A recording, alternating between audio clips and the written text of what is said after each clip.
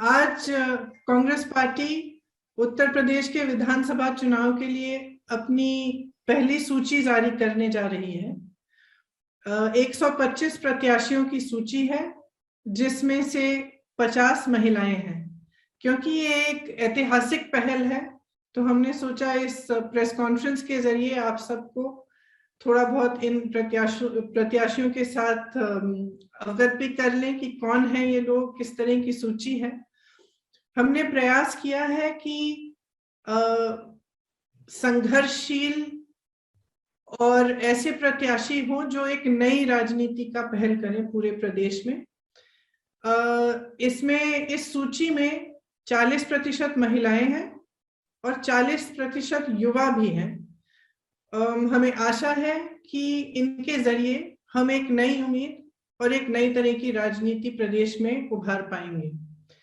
जो महिलाएं हैं उनमें से कुछ पत्रकार हैं, एक अभिनेत्री भी है, कुछ संघर्षशील महिलाएं हैं जिन्होंने कांग्रेस पार्टी में रहते हुए सालों के लिए संघर्ष किया है। हमारी एक आध जिलाध्यक्ष भी हैं जिन्होंने बहुत अच्छा काम किया है।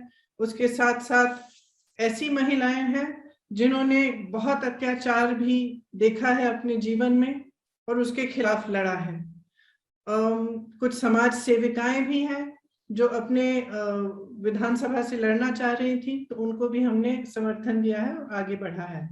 और मुझे बहुत खुशी और बहुत गर्व है कि ये सारी महिलाएं संघर्षशील हैं। कुछ आपने आप तो पहचानते भी होंगे, जैसे आराधना जी जो हमारी सीएलपी लीडर हैं, लुईस खुर्शीद जी जो कई बार चुनाव लड़ चुकी हैं। ऐसी महिलाएं हैं जो काफी बार चुनाव भी लड़ चुकी हैं और ऐसी भी हैं जो पहली बार अपने संघर्ष के लिए, अपनी विचारधारा के लिए चुनाव लड़ रही हैं। इसमें खास तौर से मैं आपको बताना चाहती हूँ कि हमारी उन्नाव की जो प्रत्याशी हैं, जो उन्नाव का बहुत बड़ा रेप का केस हुआ था, उनकी माता जी हैं आशा सिंह जी, वो चुनाव लड़ना चाहती हैं और हमने उनको मौका दिया है कि अपने संघर्ष को वो जारी रखें।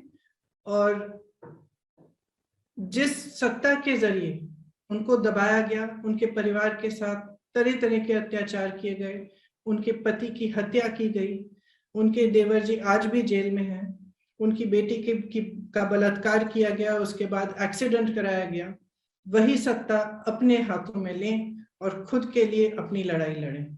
इसी तरह से सोनभद्र में जो आदिवासियों के साथ हुआ था, एक नरसिंहार आपको याद होगा कि हुआ था, जिसमें 13 आदिवासियों की मौत हुई थी। उस समय एक लड़का, आदिवासी लड़का था रामराज गोंड, जिन्होंने उनकी आवाज उठाई, उनके लिए संघर्ष किया। आज रामराज गोंड हमारे जिला अध्यक्ष हैं, पिछले 2 सालों से हमारे जिला अध्यक्ष रहे हैं।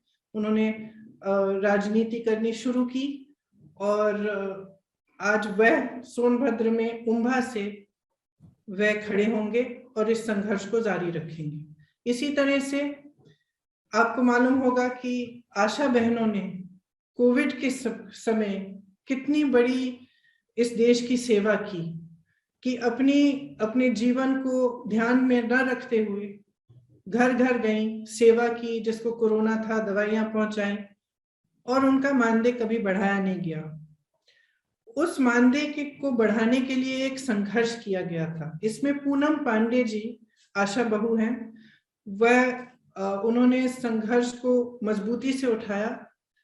हाल ही में आपने देखा होगा एक वीडियो में उनको खूब पीटा गया, पुलिस ने उनको पकड़ा, प्रशासन ने उनको मारा पीटा, बस में घसीट के ले गए, उनके ऊपर बैठ के उनका गला दबाया कि तुमने हिम्मत कैसे की ये सवाल उठाने के लिए। तो पूनम पांडे जी भी शाहजहांपुर से चुनाव लड़ रही हैं। सदफ जाफर के बारे में आप सबने सुना होगा। सदफ जाफर ने एनआरसी सीए के समय बहुत संघर्ष किया, पुलिस उनको उठाकर ले गई, बेवजह उनको जेल में डाला। उनके 2 बच्चे अकेले घर पे थे, उनकी देखभाल के लिए कोई नहीं था, फिर भी सदफ ने खूब संघर्ष किया, आवाज उठाई। उसके बाद भी जब सरकार ने तमाम पोस्टर छपवा के प्रदेश की शहरों में लोगों के चेहरों की फोटोग्राफ उन पोस्टरों पे लगाकर उनके बारे में प्रशासन ने लिखा, तब भी सदफ जी का नाम उसमें था, फिर भी उन्होंने संघर्ष किया और वो पीछे नहीं हटे। तो मैं आपसे कहना चाहती हूँ कि जो हमारी सूची है वो एक नया संदेश दे रही है।